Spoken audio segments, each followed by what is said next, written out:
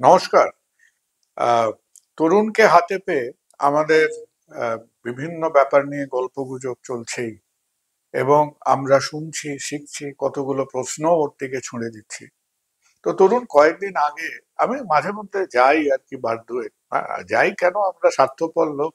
এই যে কলকাতার একটা সবসময় একটা কাজ কর্ম ছুটোছুটির থেকে, তো ধরো এই যে যখন জয়রামবাটিতে যাই না, তো জয়রামবাটিতে গিয়ে দেখি যে বহু লোক যায় কিসে, না ওই প্রসাদ খাবে তার লোভে যায়। হ্যাঁ, সেই মারাত্মক খাওয়া দাওয়া, জয়রামবাটি তার প্রসাদের লোভে যাচ্ছে। অত সুন্দর পরিষ্কার পরিচ্ছন্ন একটি জায়গা। তো আমি জয়রামবাটিতে ওখানে বসে বসে ওই দু চারজন লোকজন যারা হয়তো চেনা পরিচিত বেরিয়ে গেল, তাদের সঙ্গে কথাবার্তা বলছিলাম এবং একটু বোঝার চেষ্টা করছিলাম যে আমাদের মা, শ্রীমা সম্বন্ধে যে তাদের সম্যক আইডিয়াটা কি। তো কেউ কেউ হয়তো বোঝার এটা চেষ্টা করছিলেন যে হ্যাঁ, শ্রীমা আমাদের ঠাকুর শ্রীরামকৃষ্ণের জীবন সঙ্গী, এবং as if the attitude would be যে তার জায়গাটা হয়তো আমাদের এই তাদের শ্রীরামকৃষ্ণ দর্শনের মধ্যে খানিকটা বাই ডিফল্ট। বাট আমার মনে হয় এটাতে একটুখানি তো লোককে বলতে হবে যে ইট ইজ নট দ্যাট। প্রথম কথা হচ্ছে যে শ্রীরামকৃষ্ণ যেরকম স্বামীজিকে শিখিয়েছিলেন how to become a universal individual, Sarada মাকেও শ্রীরামকৃষ্ণ ট্রেনিং দিয়েছিলেন। তা তো বই আমরা পাই না, কিন্তু কি করে রান্নাঘর গোছাতে হবে, কাঁচির মুখটা যদি দরজার দিকে থাকে, এটা কে ট্রেনিং দিতেন? শ্রীরামকৃষ্ণ। তাই? কিরম করে কৌটো সাজাতে হবে, কিরম করে কাঁচির মুখ যদি বাইরের দিকে থাকে, সে মুখ কাঁচি পড়ে গেলে মানুষকে আহত করতে পারে, তাই মুখটা দেয়ালের দিকে রাখতে হবে, শিখিয়েছিলেন। এবং শিখিয়েছিলেন কিভাবে নেতৃত্ব দিতে হয়। তার দুটো উদাহরণ আছে। গিরিশচন্দ্র ঘোষ এবং স্বামীজি কাউকে মানতেন না। গিরিশচন্দ্র বলছেন তিনি যদি আমার পার্টি পেয়ে বলতেন ভালো, আমি কি আপদ, দুজনেই ডিফাইন্ড। ডিভাইন। কিন্তু তারা শারদামার সঙ্গে দেখা করতে যাওয়ার সময় গায়ে গঙ্গা জল ছেটাচ্ছেন। সাংঘাতিক কথা। কেন? পার্সোনালিটির জন্য। সাংঘাতিক পার্সোনাল। সোহরাব মোদি বম্বে থেকে চলে এসেছিলেন দীক্ষা নিতে, লোকের কাছে শুনেছিলেন শ্রীমার কথা, ভাষা তো জানেন না। মানে কি, মানে সীমার ব্যক্তিত্বের মধ্যে হোয়াট ইন হার পার্সোনালিটি? একটাই হৃদয়ের উষ্ণতা। হৃদয়ের উষ্ণতা যেটা ল্যাকিং, যেটা রামকৃষ্ণ সেটাই শেখালেন। তো আধুনিক পৃথিবীকে শেখালেন বাবা, যদি হৃদয়ের উষ্ণতা না থাকে সে মানুষের জীবন ব্যর্থ। স্বামীজি বলছেন, if there is a conflict between head and your heart, appeal to your heart. Nandalal Basu লিখছেন, তিনি যখন উদ্বোধনের বাড়িতে পা চড়িয়ে বসে থাকতেন, তার মধ্যে যে স্নেহ ছিল সেটি অপার্থিব স্নেহ। সোহরাব মোদি এসছেন, দীক্ষা নিয়েছেন, দীক্ষা নিয়ে যখন ফিরে যাচ্ছেন তখন বলছেন যে আমি যাই, তখন মা বলছে না, বলবি আসি। অসাধারণ। দিলীপ কুমারের একটা ইন্টারভিউ আছে অন সোহরাব মোদি, সেখানে বারবার শারদা আমার কথা চলে এসছে। এবং ঠাকুর কেন শিখিয়েছিলেন একটি কথা মনে রাখতে হবে, শ্রীরামকৃষ্ণ যে কথাগুলো বলেছিলেন সেগুলো হচ্ছে বেসিক্যালি পুরুষদের সঙ্গে তো মিশতেন কথামৃতে আমরা যা পাই। ঠিক। স্বামীজি যেটা বলে গেলেন সেটা হচ্ছে mainly for the youths, how to rebuild India, তাই তো? শারদা মা শেখালেন কি করে দৈনন্দিন জীবনের মধ্যে দিয়ে মানুষ তার আধ্যাত্মিকতাকে উপলব্ধি করতে পারে। আধ্যাত্মিকতা মানে তার গভীর অনুভূতি। যেমন আটপৌরে জীবন ছিল তো মিশতেন। একটি ডোম, সে তার কাছে এক ভদ্রমহিলা আশ্রয় নেন, তার কারণ সে ভদ্রমহিলার স্বামী থেকে অত্যাচার করে তাড়িয়ে দিয়েছিলেন। তারপর একসঙ্গে দুজন থাকতেন, আসতেন। এক সময় ডোমটা তাকে ছেড়ে দিয়ে চলে যাওয়ার কথা বললেন, মা তাকে ডেকে প্রচন্ড ধমকালেন যে তুমি, ও তোমার ভরসায় এসেছিল, এখন তুমি ওকে ছেড়ে দিয়ে চলে যাচ্ছ, এটা কিন্তু ঠিক না। এমন ভাবে কথাগুলো বললেন, তারা একসঙ্গে থাকতে শুরু করলেন। মার ব্যক্তিত্বের একটা কংক্রিট এক্সাম্পল। তখনকার দিনে জয়রামবাটির চারপাশে এক ধরনের ঘাস তৈরি হতো, এই ঘাস দিয়ে দরিদ্র মানুষের দড়ি বানিয়ে বিক্রি করতো। ঘাস থেকে দড়ি বানিয়ে বিক্রি করতো। সাহেবরা কি করলো, একটা নোটিশ দিল যে ঘাস আর তোলা যাবে না। কেন যাবে না? মেডিসিনাল ভ্যালু আছে। তারপর ডিস্ট্রিক্ট ম্যাজিস্ট্রেট হুগলির তিনি ডেকে পাঠালেন। একদিকে ডিস্ট্রিক্ট ম্যাজিস্ট্রেট বসলেন, মাঝখানে পর্দা, একদিকে মা বসলেন, সাথে একজন লোকাল হেডমাস্টার যিনি ইংরেজিতে কথা অনুবাদটা করে দেবেন। ডিস্ট্রিক্ট ম্যাজিস্ট্রেট বলছেন মাকে যে you are the widow of Sri Ramakrishna, why are you becoming so seditious? বলছেন? ইয়েস। তখন মা বলছেন যে দেখো তুমি তো রাজা, তোমার সন্তানেরা, তোমার প্রজা হচ্ছে তোমার সন্তান, সন্তানের মতো তাদের দেখতে হবে। ডিস্ট্রিক্ট ম্যাজিস্ট্রেট শেষে কি বলছেন? She spoke so wonderfully that I had to withdraw my order. এই ব্যক্তি ছাড়া হয় নাকি? সেখানে উনি বললেন? হ্যাঁ, এবং এমন ভাবে কথা বললেন, এত যুক্তি সহকারে কথা বললেন যে ডিস্ট্রিক্ট ম্যাজিস্ট্রেট লিখছেন অ্যানালস অফ বেঙ্গলে had to withdraw my order. এই যে পৃথিবীতে কোথাও কেউ শুনেছে যে পুরুষ সন্ন্যাসী চালিত একটি মঠের কেন্দ্রবিন্দুতে একজন মহিলা? কারেক্ট, তিনি তো চালাচ্ছেন। এবং আমি মোটামুটি এই জায়গাটাতেই আসছিলাম, এবং মনে রাখতে হবে, আমি একটা কথা, আমরা আসবো এই পয়েন্টটাতে, যে এই যে সেডিশিয়াস কথাটা বললে না, বিদ্রোহী না না না, কানাঘুষ হয়ে শোনা যায় যে তখন বোধহয় শ্রীরামকৃষ্ণ সশরীরে নেই, যে ওর name নাকি অ্যারেস্ট ওয়ারেন্ট বার করেছিলেন 1909 সালে স্যার চার্লস টেগার্ট। সেই বিখ্যাত কেন করলেন? স্কটল্যান্ড ইয়ার্ড 1908 সালে যখন শ্রী অরবিন্দ গ্রেপ্তার হচ্ছেন আলিপুর বোমার মামলা, এই সময় একটা নোট দিল যে এই যে শ্রীরামকৃষ্ণ মা মা বলে ডাকছেন, এটা তার লোকটা কে না, এটা তার ব্যক্তিগত দেবী নন, এই মা হচ্ছে ভারতবর্ষ। এবং শ্রীরামকৃষ্ণ সন্ন্যাস বিপ্লব আনার কথা চেষ্টা করছেন, যেটি বঙ্কিমচন্দ্র আনন্দ মঠে লিখেছেন। এর ভিত্তিতে টেগার্ট সাহেব বললেন অ্যারেস্ট গদাধর চট্টোপাধ্যায় আলিয়াস শ্রীরামকৃষ্ণ। 1909 সালে, হ্যাঁ জানেন, 1886 চলে গেছে।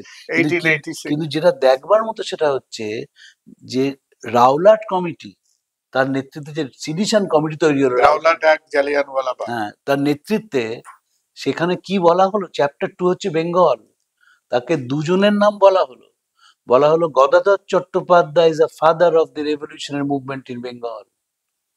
আর বিবেকানন্দ সম্বন্ধে বলা হলো Vivekananda after death has become more dangerous than Vivekananda alive. কেন?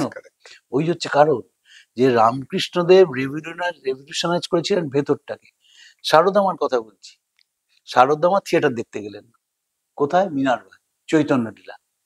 গিরিশচন্দ্র বলেন আপনাকে আসতে হবে, বিনোদিনী অভিনয় করতে রাজি হলেন না, বনবিহারিণী নিমাই সাজলেন। মা কিভাবে গেলেন?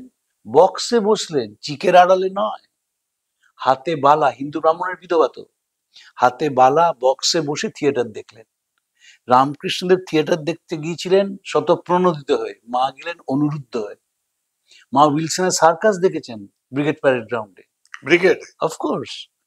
এবং সবচেয়ে বড় জিনিস যেটা মার ছিল সেটি হচ্ছে তিনজনের সঙ্গে খাবার খেয়েছিলেন, একসঙ্গে দেখা করতে গেলেন নিবেদিতা, অলি সেরাবুল, জোসেফের ম্যাকলাউড, মার্চ 1898।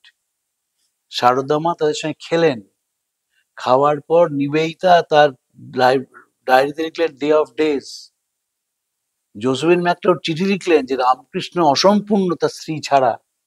স্বামীজি চিঠি লিখলেন রামকৃষ্ণানন্দজিকে যে মা খাবার খেয়েছেন, মেম সাহেবের ছোঁয়া খাবার খাওয়া যায় নাকি তখনকার সমাজে? এখন যায় নাকি? এখনো যায় না, এখনো ভেতরে আটকে যায়। ঠাকুর তো একজন ন্যাচারাল কমিউনিকেটর। হ্যাঁ, মাও ন্যাচারাল কমিউনিকেটর। মার শেষ কথাটা কি?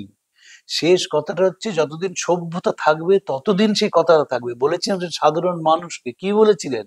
যদি সংসারে শান্তি চাও মা, দোষ দেখবে নিজের, কারুর দোষ দেখো না, এই পৃথিবী তোমার আপন, এই জায়গায় পৃথিবীকে আপন করে নাও।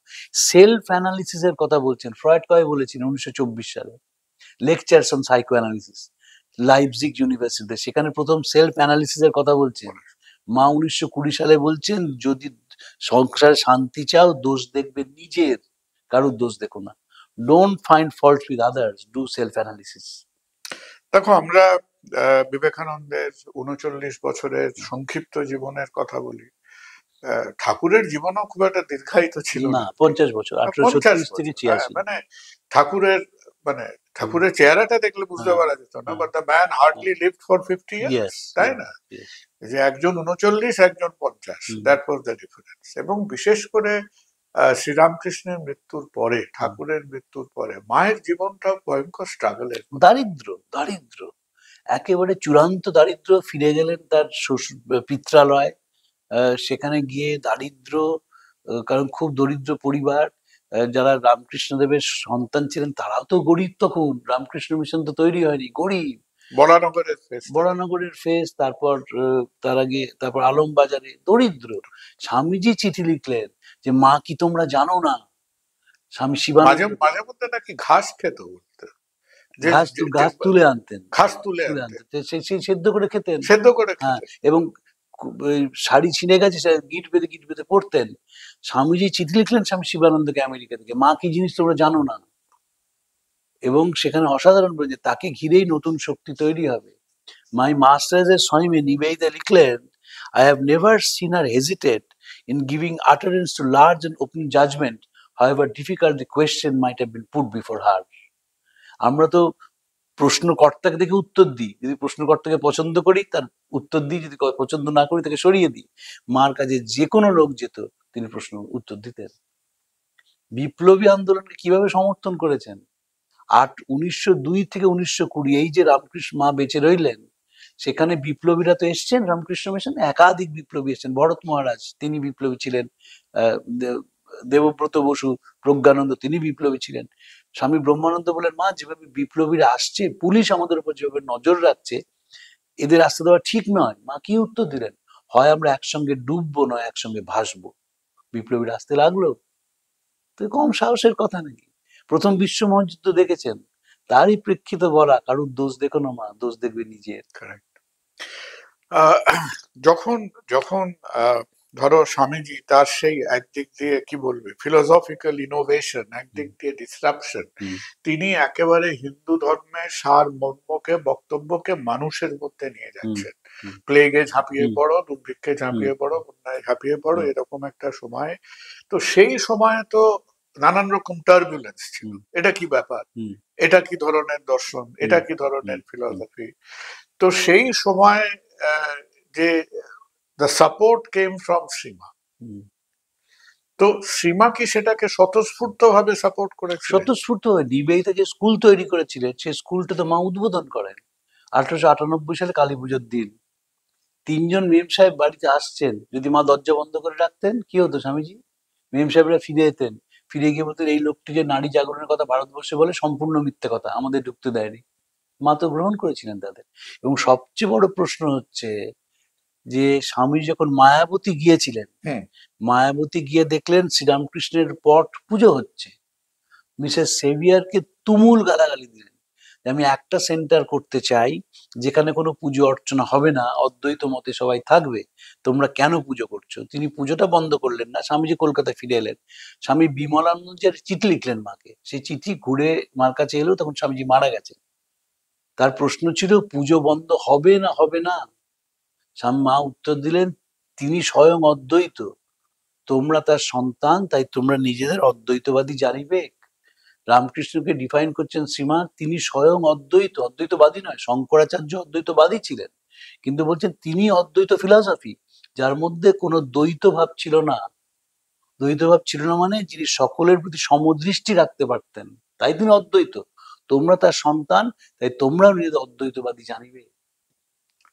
যে সময়টা স্বামীজি খুব ট্রাবল ছিলেন, যে যখন উনি হয়তো লোকে বলে সেই খানিকটা এক্সাইটেড, খানিকটা দিশাহারা বলে একবার বলেছিলেন না, বেলুর মঠের জমি আবার বিক্রি করে দেবেন, মাঠকালের। সেই সময়টা কি হয়েছিল?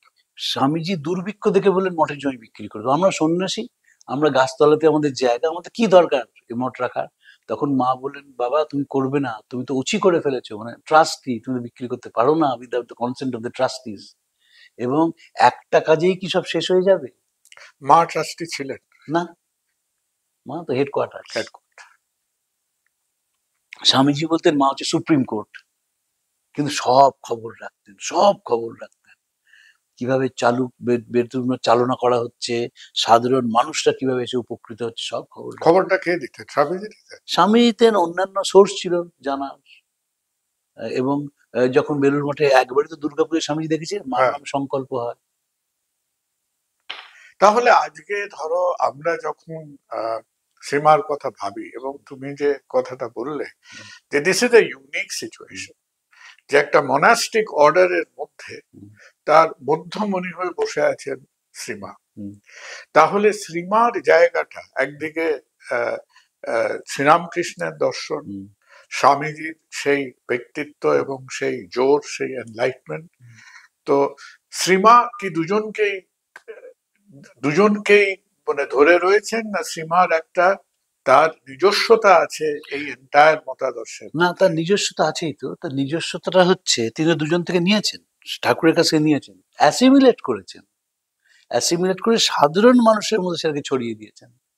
এই যে পা ছড়িয়ে বসে থাকতেন উদ্বোধনে, সাধারণ মানুষ আসতো, কথা বলতো, গল্প করতো, সেই শব্দতে তো মনটাকে ছুঁয়ে দিতেন। তারা সুন্দরী দেবী, তিনি অত বড় অভিনেত্রী ছিলেন, তিনি তো বারবনিতা ছিলেন। তিনি গেছেন মার কাছে, মার কাছে একসঙ্গে খাচ্ছেন দুজনে, বলছেন বাবা মন খারাপ হলে এখানে আসবে। খাওয়ার পর পান সেজে দিচ্ছেন, শ্রীরামকৃষ্ণের ছবির সামনে বলছেন গান গেয়ে শোনাও। এবং এই যে গ্রহণ করা সাধারণ মানুষকে, এটাই তো রামকৃষ্ণের শিক্ষা। বিনোদিনীর মাথায় হাত দিয়ে বলেছিলেন তোমার চৈতন্য, থেমে তো গেল না। মার কাছে তিন কড়ি আসতেন, তারা সুন্দরী আসতেন, অন্যান্য অভিনেত্রীরা আসতেন, এবং তারা এসে শান্তি পেতেন। শান্তি কখন পাওয়া যায়? যখন যার কাছে যাওয়া হয়েছে বোঝা যায় যে তার হৃদয়ের একটা উষ্ণতা আছে, আর তারা আসবেন কেন? তাহলে আমরা যেন শ্রীমাকে বি কন্টিনিউ টু সি, এবং once again the present generation যারা আজকে তাকে দেখছেন, তাকে চিনছেন, প্রবাবলি সেই যে মমতা এবং সব কটা মানুষকে যে নিজের বুকে টেনে নেওয়ার যে একটা সাংঘাতিক ক্ষমতা, তো সেটা বোধহয় আজকের দিনেও এর অত্যন্ত বিরল। সেটাই তো প্রকৃত শিক্ষা।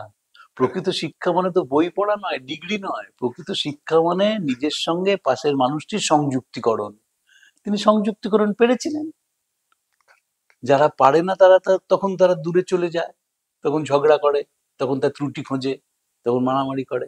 তিনি দেখুন, সংযুক্ত তরুণের করেছেন। সঙ্গে কথা হলো, গল্প হলো, তো আবার যখন পরের বার ওই ভোগ খাওয়ার লোভে, প্রসাদ খাওয়ার লোভে জয়রামবাটিতে যাবেন, বা আমি যখন যাব, তখন মনে রাখতে হবে এই অত্যন্ত সাধারণ, অত্যন্ত ভালোবাসাপূর্ণ মানুষটার কথা, যে মানুষটার নিজের একটা জায়গা আমাদের মনের মধ্যে, আমাদের জীবন বোধের মধ্যে আছে এবং থাকবে।